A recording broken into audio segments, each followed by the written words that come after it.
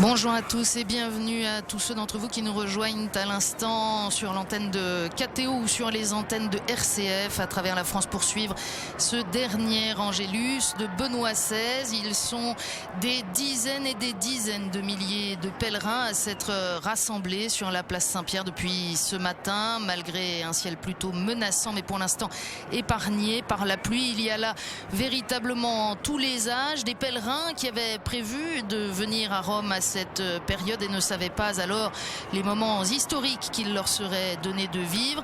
Et puis bien sûr de très nombreux Romains qui n'ont pas voulu manquer ce dernier rendez-vous avec celui qui durant quasi 8 années a été pour eux non seulement le 265e successeur de Pierre, mais aussi l'évêque de Rome.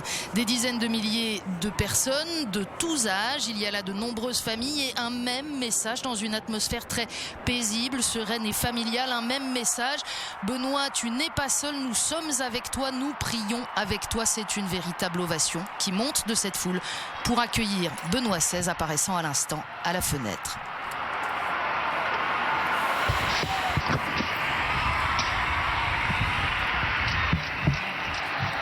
Cari fratelli e sorelle, je vous remercie de votre affection. Aujourd'hui, deuxième dimanche de Carême, nous avons un évangile très beau, l'évangile de la transfiguration du Seigneur. L'évangéliste Luc met en évidence le fait que Jésus se transfigura alors qu'il priait.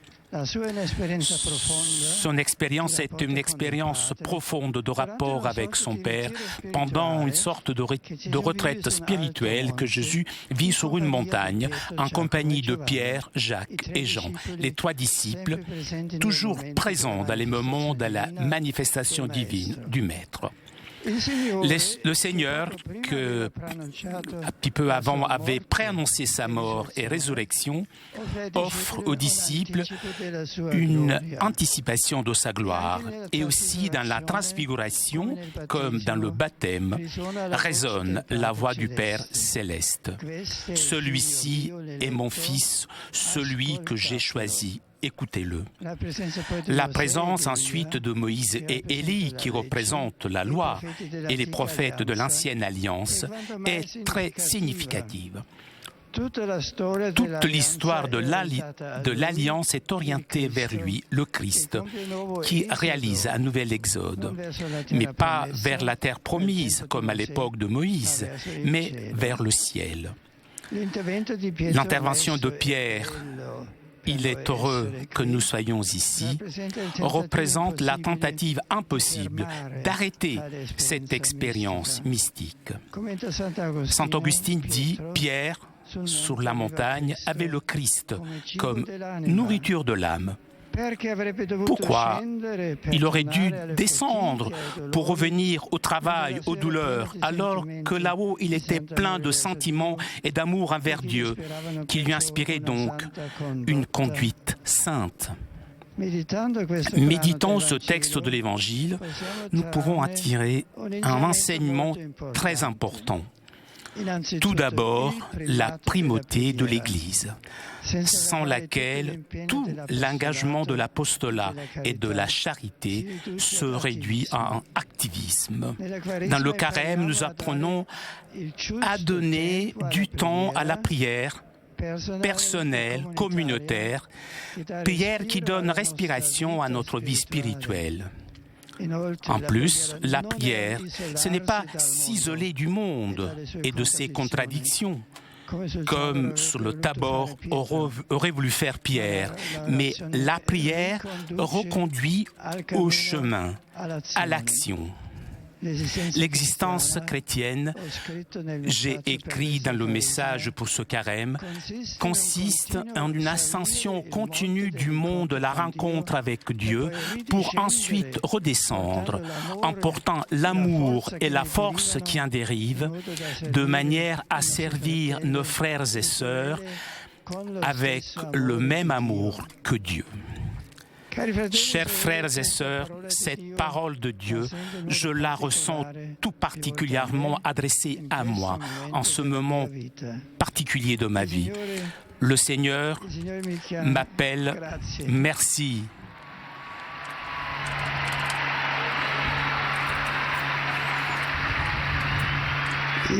Le Seigneur m'appelle à gravir la montagne, à me dédier encore plus à la prière et à la méditation. Mais cela ne signifie pas abandonner l'Église, bien au contraire. Si Dieu me demande cela, c'est justement pour que je puisse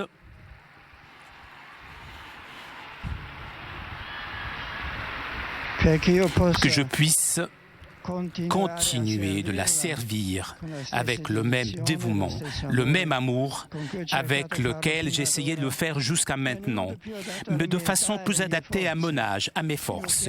Invoquons l'intercession de la Vierge Marie, qu'elle nous aide tous à suivre toujours le Seigneur Jésus dans la prière et dans la charité active. Ave Maria, gratia plena, Dominus tecum, benedicta tu in mulieribus, et benedictus fructus ventris tui, Iesus. Sancta Maria, Mater Dei, ora pro nobis peccatoribus, nunc et in hora mortis nostre. Amen. Ecce ancilla Domini. Fiat mihi secundum verbum tuum. Ave Maria, gratia plena, Dominus tecum, benedicta tu in mulieribus, et benedictus fructus ventris tui, Iesus. Sancta Maria, Mater Dei, ora pro nobis peccatoribus, nunc et in hora mortis nostre. Amen. Et verbum caro factum est. Et habitavit in nobis. Ave Maria, gratia plena, Dominus tecum, benedicta tu in mulieribus, et benedictus fructus ventris tui, Iesus. Santa Maria, Mater Dei, ora pro nobis peccatoribus, nunc et in hora mortis nostre. Amen. Ora pro nobis sancta Dei genitrix. Dignificiamo promissionibus Christi. Oremus. Gratiam tuam quesumus, Domine, mentibus nostris infunde, ut qui angeli nuntiante, Christi Filii incarnatione coniovimus, per passionem eius et crucem, ad resurrectionis gloriam perducamur, per undem Christum Dominum nostrum. Amen. Gloria Patri et Filii et Spiritui Sancti. Sicut erat in principio et nunc et semper et in saecula saeculorum. Amen. Gloria Patri et Filii et Spiritui Sancti. Sicut erat in principio et nunc et semper et in saecula saeculorum. Amen. Gloria Patri et Filii et Spiritui Sancti. Sicut erat in principio et nunc et semper et in saecula saeculorum. Amen. Pro fidelibus defunctis, requiem aeternam dona eis Domine. Et lux perpetua luceat eis. Requiescant in pace. Amen. Sit nomen Domini benedictum, Ex hoc nunc et usque in saeculum. adiutorium nostrum in nomine Domini, Qui feci celum et terra. benedicat vos omnipotens Deus, Pater et Filius et Spiritus Sanctus. Amen. Grazie.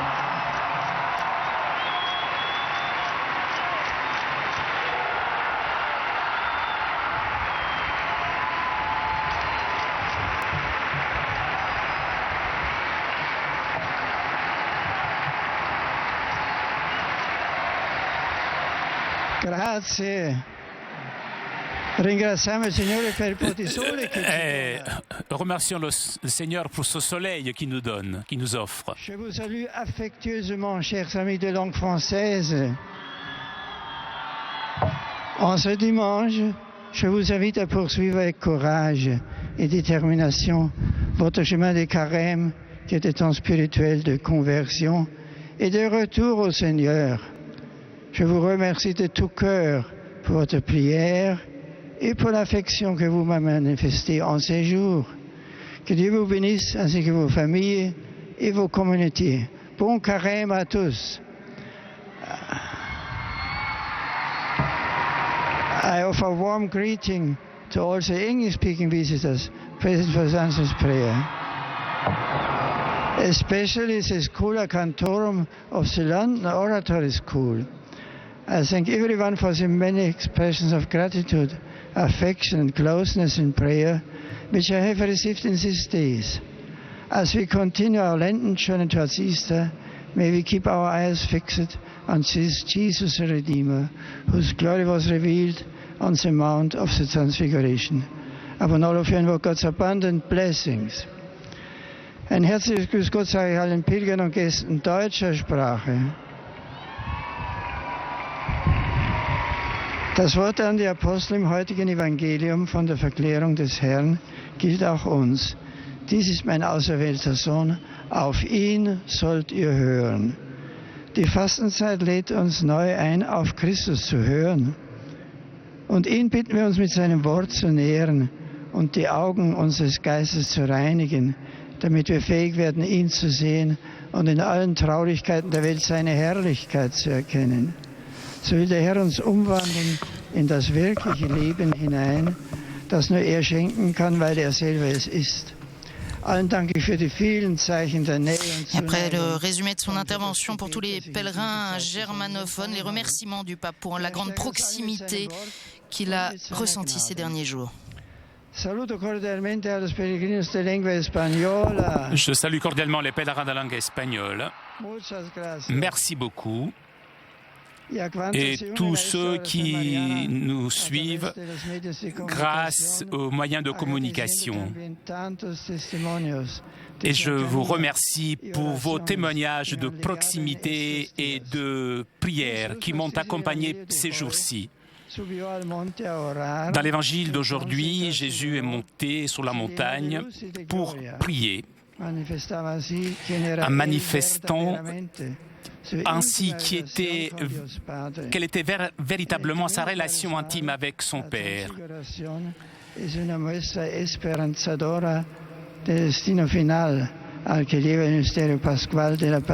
Le chemin de carême et de transfiguration, c'est une avance de notre destinée finale.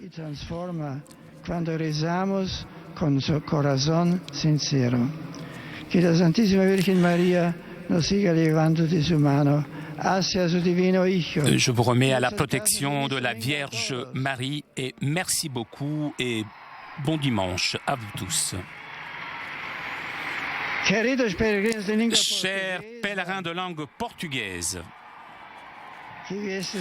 vous qui êtes venus ici pour prier avec moi l'Angelus, je vous remercie de votre présence et pour toutes vos manifestations d'affection, de solidarité. Et je vous remercie tout particulièrement de vos prières, prières avec lesquelles vous m'accompagnez ces jours-ci. Que Dieu vous bénisse.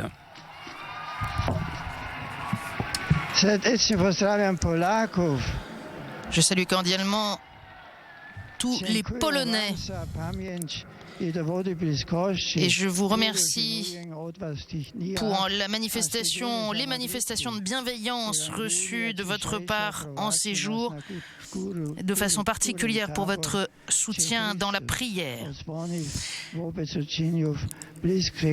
L'évangile d'aujourd'hui nous conduit sur le mont Tabor où le Christ révèle devant ses disciples la splendeur de sa divinité et donne la certitude qu'à travers la souffrance et la croix, nous pouvons atteindre la résurrection.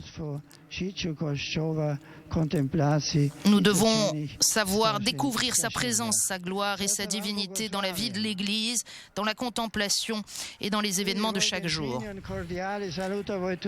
Et pour terminer, je salue cordialement les pèlerins de langue italienne.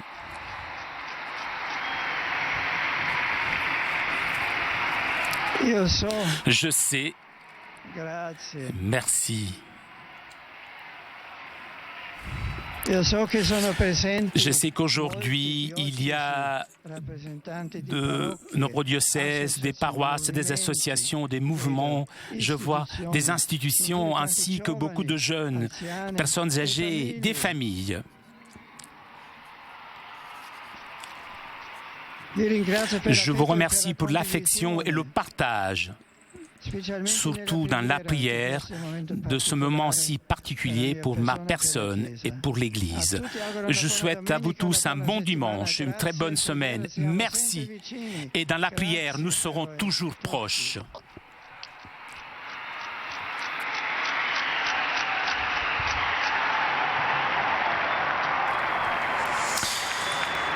Voilà, et Benoît XVI qui déjà quitte la fenêtre après ce moment de communion intense, profondément recueilli et en même temps très exceptionnellement affectueux avec les dizaines de milliers de fidèles rassemblés sur cette place.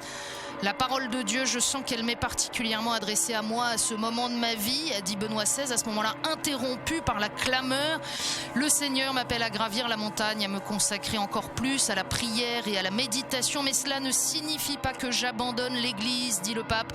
Bien au contraire, si Dieu m'appelle, c'est justement pour que je puisse continuer à la servir avec le même dévouement et le même amour que je l'ai fait jusqu'à maintenant, mais d'une façon plus adaptée à mon âge et à mes forces. Et puis, comme il l'a fait tout au long de ces derniers jours, ça n'est pas sur lui et sa situation particulière que Benoît XVI a centré sa parole, mais d'abord sur la conversion, sur le temps de carême que vivent tous les fidèles actuellement. Je vous invite à poursuivre votre chemin de carême avec courage et détermination, temps spirituel de conversion et de retour au Seigneur, a dit le pape. Merci à tous ceux qui nous ont permis de vivre ce dernier Angélus de Benoît XVI en direct de la place Saint-Pierre.